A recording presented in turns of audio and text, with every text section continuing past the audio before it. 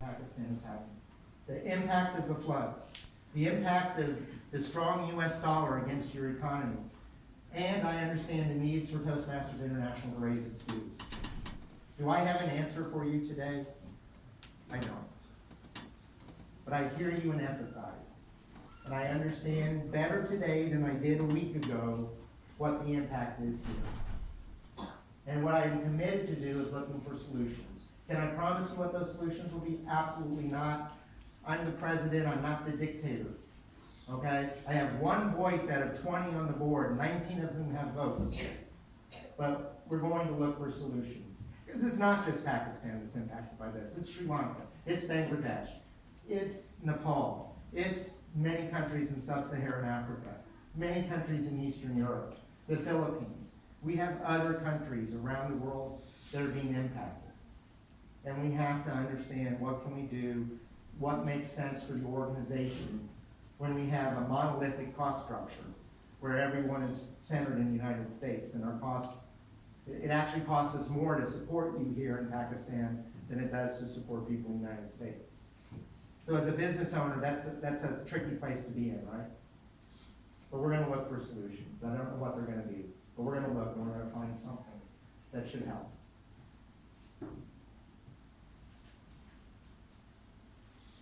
What I want you to think about is, does the question require an answer or a conversation?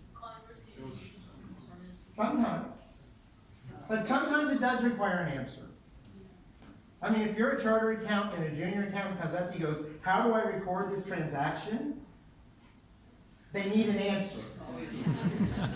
Okay, they need an answer or you're going to have to fix it later, right?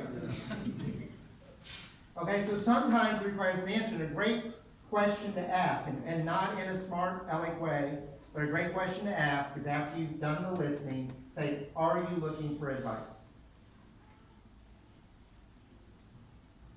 And about 10% of the time, 15% of the time, especially in Toastmasters, people go, yes, I'm looking for advice. I just had one of those conversations with the district director a couple of weeks ago. At the end, I said, are you looking for advice? And she said, yes. I said, okay, here's what I would recommend you do based on everything you told me. Now, she chose a different path, and I'm okay with that. It was one of the alternatives that we talked about. I didn't think it was her best alternative, but given the whole circumstances, she did, and I fully support that, because it was within her discretion as a leader to make that decision.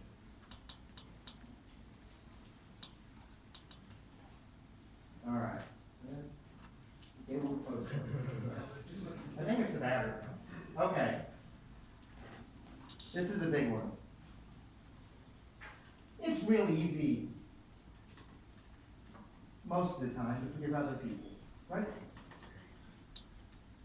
It's easy to get out of that. I mean, you may not put yourself in the same position with them again, but it's easy to move on. One of the challenges I was having, especially in the months after the election, was forgiving myself. You ever beat yourself up? Yes. That I should. See, that word should is full of judgment. It's a right or wrong response. If I come and say, you know, you should have done that, well, there's not really much room for conversation, is there? You know, I made a judgment. What you did was wrong, and here's what you should have done, and sometimes that's appropriate. If you're doing a process that's agreed to, and someone does the wrong step, saying you should have done this instead, there's nothing wrong with that. Because that's not really a judgment, that's just saying you didn't follow the process. It's not a judgment on who the person is. But when you're talking about the actions and the behaviors of somebody, especially in relationships, that word should is so full of anger. It's so full of venom, and it destroys you from within. And I just prefer the word could. What could? I had a boss that used to work for a company called Kinko's that made copies in the United States. And I had a really bad experience up at the front counter with the customer. I mean, I said everything wrong. All right, I couldn't do anything. You ever been in that situation where you're just digging yourself deeper and deeper, and you can't, So I finally got out of it. I went up to my boss, and he goes, all right, Matt, that didn't go very well, did it? I said, no, that did not go well. He goes, all right, well, what could you have done? I said, well, I should have done this. He goes, no, Matt, I didn't ask you what you should have done. I asked you what you could have done. I said, well, okay, I should have done. He goes, Matt, you're not listening to me. I said, I don't get it. This is what I should have done. He goes, no, you could have done that. And if you'd done that, what would that have been? He goes, I want to have a conversation with you. I don't want a judgment from you. So let's explore the possibilities of what your actions could have been that might have led to a different result. So think about that. You've got to forgive yourself. We understand that forgiving other people actually has more benefit for us than it does for the individual. And anybody not understand that? Because when you live with anger over somebody, over something they did to you, it destroys you from within. But when you can't forgive yourself, it's even worse. Because it colors everything you do. Every interaction you have with other people are covered by this guilt. And when people come to me and they tell me they don't understand the importance of faith in their life. See what the major religions in the world do, the 5 major religions. What they do is they tell us very clearly that we are short of what our divine creator has intended for us, right? Yes. And they give us a path to forgiveness so that we can release that and move on and learn the lessons from it. I told you earlier, reflection requires separation. Guilt, lack of forgiveness, clouds that reflection. You need to learn to forgive yourself, and I had to learn to forgive myself. And once I did, and once I realized, I said this the other day, look, we're born.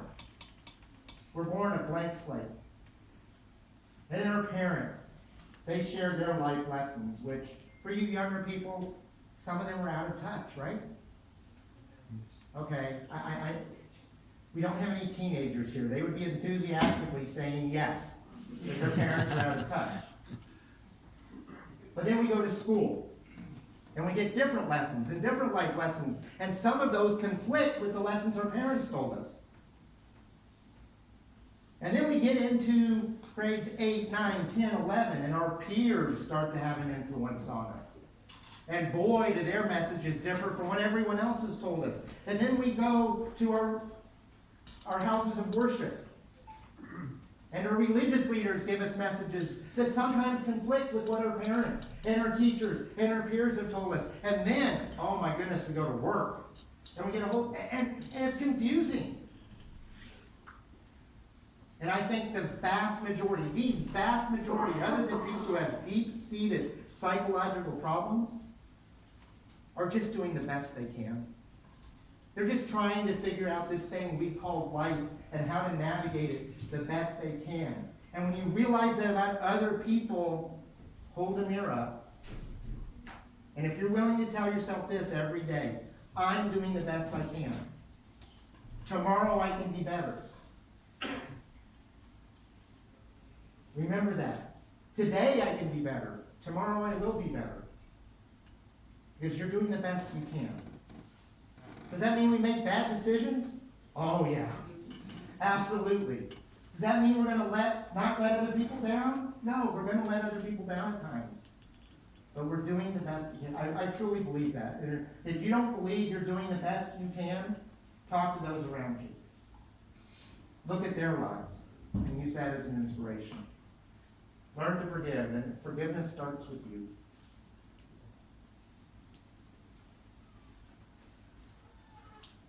Of all the lessons I needed to learn, this was by far the biggest. I called past international president Pat Johnson from the Vancouver area, actually a little west of Vancouver in Canada. See, she was the chair of the International Leadership Committee in 2014 when I wasn't nominated. And I called her and I said, Pat, I got some general advice, and I said, Pat, do you have any specific advice for me? Now, Pat is a very gracious lady. Very gracious. And she says, well, Matt, In my experience, so many candidates lead with their head instead of their heart. And I'm sitting there taking notes. We're on a Zoom call. I'm taking notes. And she goes, Matt, yeah, put your pencil down. You need to get out of your head and into your heart. Now, I'll be honest. I told this story in front of Pat one time, and she goes, I was not that harsh with you. And I said, well, it makes a better story, Pat. Just go with it. See, are you leading with your head? So what does head-led leadership look like? It's results. Focused on results. Focused on objectives. Focused on strategies. Focused on process. Is this a good thing in leadership? Absolutely. And there are times you need to lead with your head.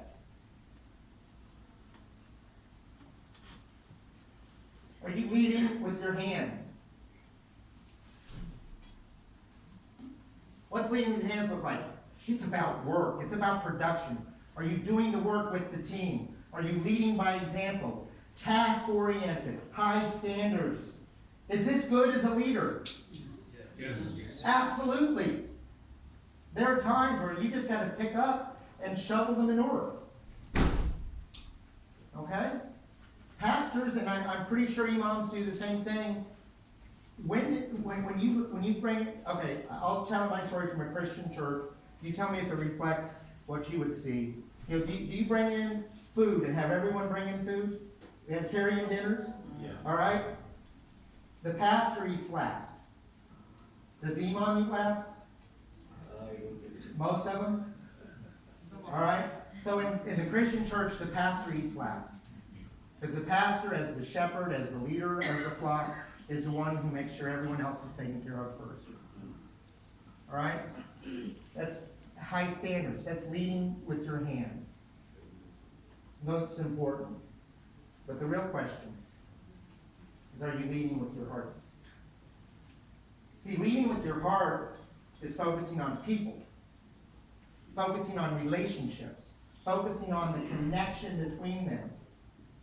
Now, the best leaders that I've ever worked with know how to do all three. They know how to focus on strategies and plans. They know how to deliver on results. They know how to get in and know when it's time to get in and just roll their sleeves up and get the work done. But they start with their heart. They start first, especially with a new team, with making sure that the relationships in that team, or a new employee, let me get to know you first. What are your strengths? What are your goals? Where are you challenged? What can we do to help you get there? And when they do that, when the tough conversation comes, and it will come, you know you've got that relationship to fall back on. Because we know who you are, you know who we are, we know how much we care. So let me give you an example of that. Past International President Janet Barnhill.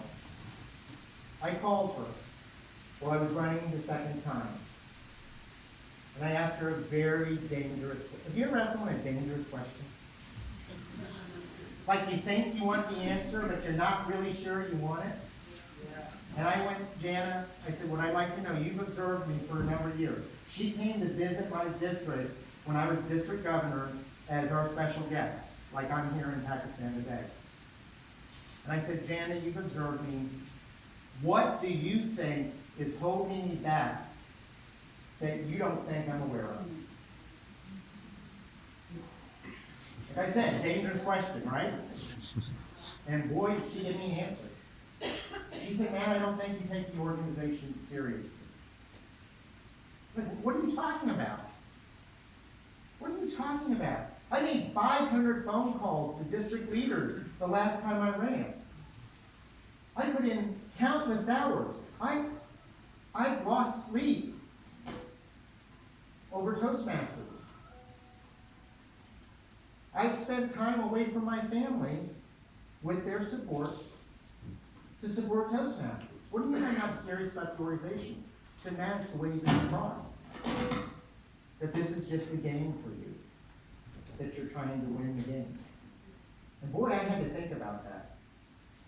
And it took me a while, and I realized that there were some things that were causing people to perceive that.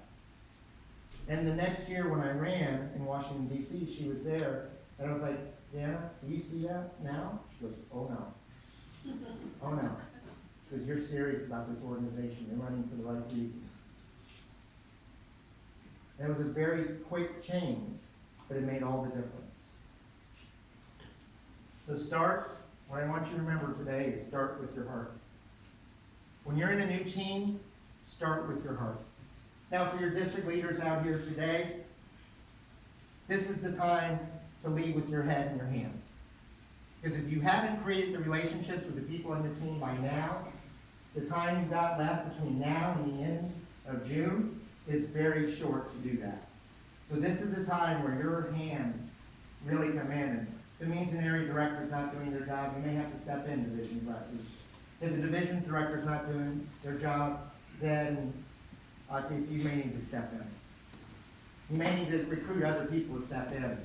Azam, if your area directors aren't doing their job, try to get them to do their job, and otherwise you may need to make the phone calls. Because now's the time. The results are coming up. So, we're on the last slide. Yes. So what happened in Washington, D.C.? So in Washington, D.C., there were four candidates. I told you there were two candidates the previous time. There were four candidates this time. There were two nominated candidates, and I was fortunate to be one of them. And there were two candidates running from the floor.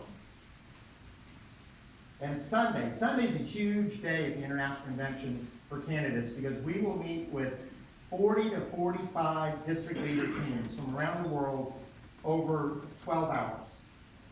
All right, 15-minute interview after 15-minute interview after 15 minutes, it's exhausting. And after the first day, there was a buzz around my election. And people were coming up to my wife and other people on the team saying, this is over, this is over. There'll be a runoff, there's four candidates, there'll be a runoff, but this is over. He's there, this is his time. And then there's this huge thing called the Candidate Showcase. And the Candidate Showcase is where you're up on stage in front of about 800 district and past international leaders, and they are throwing tough questions at you. Like, should we lower dues in Pakistan? Okay? They're throwing tough questions like that at you that you better respond to over a time of 6 minutes, question after question after question. And afterwards, past International President Michael Ataro walked up to me, and he said, Matt, you got a minute? I said, yeah. Pulled me aside a little bit. He goes, Matt, I just want to let you know I didn't see an international director out there. And I'm like, dude, why are you telling me this? Okay, I'm trying to be an international director. You're telling me you don't see that up there? And he goes, hold on. I see a future international president.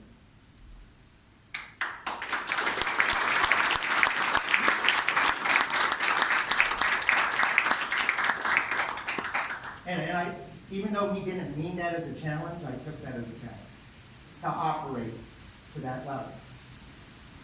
So I'm coming into the annual business meeting. Past leader after past leader is coming up to me going, Matt, congratulations. I'm like, the vote hasn't happened. They're like, it's over. It's over. There'll be a runoff, but it's over. There was no runoff. In a four-person race, I got 83% of the vote. Now, why did that happen? Was I that much better than the other candidates? On paper, absolutely not. Absolutely not. But the one thing I did, the one thing I think that made a difference more than any other, it wasn't the phone calls I made. They helped. It wasn't all the study I did. That helped. But the one thing that was different about me, without any question, was that if any district leader from any district in the world, any district trio member, came up to me, I could greet them by name without seeing their name tag. I would know what district they were in. I would know what position they held. And if we had a conversation, I would recall key points of that conversation. And the only way I did that is I worked really hard because I absorbed the most important lesson here. I started with my heart. There is no sweeter sound to somebody than the sound of their own name. And I didn't realize how powerful that was until I ran for second vice president. Because when I was running for second vice president 3 years later, you serve on the board for 2 years, and then you take a year off. And during that time, you can decide whether you want to run for second vice president or not, which I did. My team would come up and district leaders, they would see district leaders stop 10, 15 feet away, and they would take off their name tags. They would take off their badges for the conference, and they'd walk up to me, and I would greet them by name, and invariably, and I remember so clearly one of the district directors turning to the new club growth director and said, "I told you he would know who you are." Because I created that reputation because I connected with the heart. So if you don't remember anything else, if the rest of this presentation is a blur in your memory a couple of weeks from now, what I want you to remember most of all is start with your heart. I know we have a few minutes for questions. All right, I'm going to ask, for the purpose of this period, that the questions are restricted to the content here. Okay, if you have questions about the future of Toastmasters or anything else, we've got lunch, we've got tea. I'll be glad to answer those to the best of my ability. But for right now, if you have a question, go ahead and raise your hand, and we'll start right here, sir. And please let everyone know who you are. Without mic or?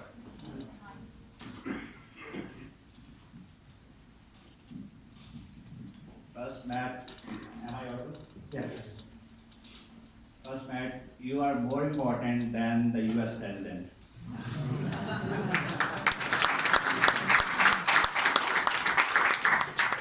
Because he is the president of only one country, and you are international president.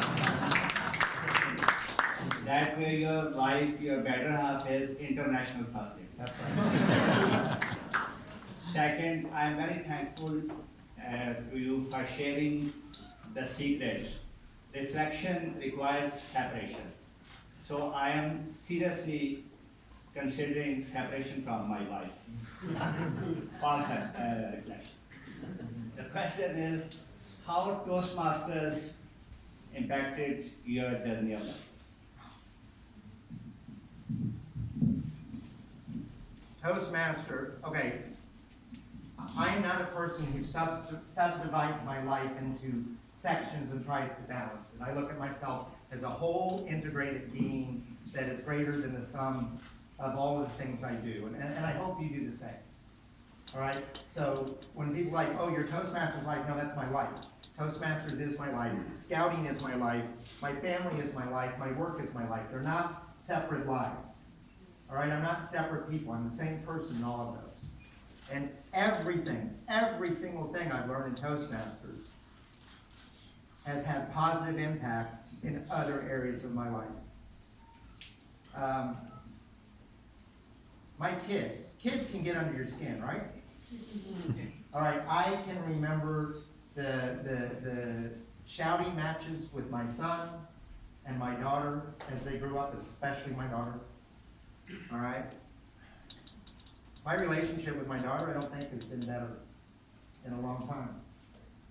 My grandkids, they want to come to me with problems because they're like, you don't yell at us. Okay? Because I've learned to listen at a different level and not to react, but to respond to them. And not to listen to respond, but to listen to connect. So that's one area. The skills I've learned as a district leader, as a club leader, as an international leader, my business is so much better. My business grew 400% during the pandemic because partially of the skills I learned in Toastmasters, partially from skills I learned in other places. But what the Toastmasters did with the leadership, I was able to create a vision of where we wanted to go, find the right resources to help me fill in the missing pieces of that vision, and we went from 3 employees to 9 employees over that time. Okay? So those are the types of things that I've learned. My relationship with my wife, we had a challenge for a couple of years. All right? Where I wasn't happy. You know? I never stopped caring about her. I never went outside of the marriage on her. But we were just coexisting. All right? And now we're in a better shape than we've been in a long time. Partially because of the lessons I've learned in Toastmasters. Partially because of other reasons. So these are the types of things that can have a positive impact on you. And the biggest one is connecting with the heart. Because my tendency, my natural tendency, is I'm what we would call in the United States a get-her-done kind of guy. Okay, you give me something to get done, it's going to get done. Because I achieve great deal of satisfaction out of getting things done. You give me a checklist, I want to get that checklist done, and at the end of the day, I feel good. It doesn't matter if those were the most important things to do that day, okay? But that checklist was completed, all right? You know, some of you are going, yeah, you know what I'm talking about. And I don't have a psychological need fulfilled by supporting other people. That doesn't mean I'm not supportive. It just doesn't mean that that doesn't really fulfill my day. What fulfills my day is getting things done. Now my daughter, she is completely the opposite. Okay? If she can support people, her day is fulfilled. We had a problem with her skipping lunch at school. All right? She would go to lunch and she was skipping the class after lunch. I'm like, wait, you're at school. You like the teacher, you like the subject, why are you going? My friend needed my help. And I'm like, okay, Aaron, but you have to laugh. But my friend needed my help. So her friend came into lunch about 20 minutes later because we had a staggered lunch at the school to get everyone through. So, you know, kids were leaving, coming and going every 5 minutes to get through the lunchroom. And her friend came in about 20 minutes later. So Aaron only had about 10 minutes with her. And she would stay until her friend went back to class. And we're saying, but Aaron, if you don't go to that class, you're going to get suspended and you're not going to be able to help her. But she needs my help. My daughter's the type, if you told her, Aaron, I'm having a problem, I just want you to be aware of it, but there's nothing you can do to help me, she would make herself sick, and I've seen her do it, trying to figure out how to help you. If you come to me and you say, hey, I've got a problem, you can't do anything about it, I'm like, okay, let me know if that changes. Let me know if there's something I can do to help you later. I'll be glad to try to help you. But I'm not going to try to figure out a way to help you when you told me I can't help you. Right? Now, guess what? We both get things done. I get things done to fulfill a psychological need. She gets things done to support people. We both support people. She supports people because it fills a need in her life. I support people to get things done. Okay? Now, the end result is the same. People around us receive support and we get things done. And when I began to realize things like that I learned partially through Toastmasters, it changes your perspective on everything. So what I want you to do is don't look at Toastmasters as the answer. Look at Toastmasters as a part of the answer. Because if you don't know the rules of being a chartered accountant, Toastmasters is not going to help you there. Okay? Now, Toastmasters might connect you with a mentor who's been, especially a chartered accountant in this country, with as many chartered accountants we have in Toastmasters here. They might connect you with a mentor who can help you there, but that's not the purpose of Toastmasters. But if you want to learn communication skills, you want to learn leadership skills in a safe environment where it's safe to fail and you get positive and supportive feedback, then Toastmasters is the answer for that.